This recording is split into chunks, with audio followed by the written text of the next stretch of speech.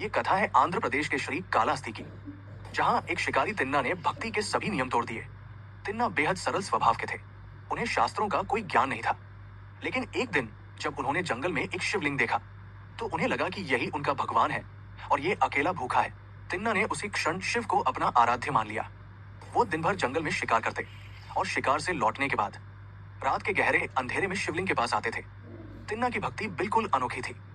वह स्वर्णामुखी नदी से मुंह में जल भरकर लाते और शिवलिंग को स्नान कराते थे और भोजन के लिए स्वयं शिकार करके सबसे उत्तम मांस अर्पित करते थे। मंदिर के पुजारी जब सुबह आते तो देखते कि शिवलिंग पर मांस के टुकड़े और जूठन पड़ी हुई है। पुजारी कन्नप्पा की इस अपवित्र लगने वाली पूजा से बहुत दुखी हो जाते थे और बार बार मंदिर साफ करते थे। उन्होंने व्यथित होकर भगवान से प्रार्थना की कि ये अनुचित कार्य कौन कर रहा है। तभी एक रात भगवान शिव ने पुजारी को स्वप्न में दर्शन दिए और कहा, घबराओ मत, कल तुम छिपकर देखना, मैं तुम्हें उस भक्त की सच्ची भक्ति दिखाऊंगा।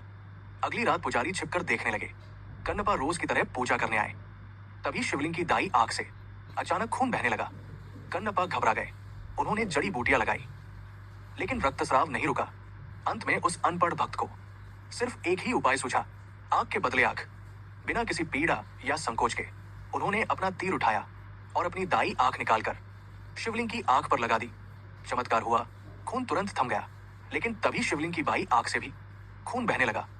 कन्नप्पा समझ गए कि अब उन्हें अपनी दूसरी आंख भी अर्पित करनी होगी। लेकिन उन्होंने सोचा, दूसरी आंख निकालने के बाद मैं देखूंगा कैसे की आंख को सही स्थान पर कहाँ लगाना है।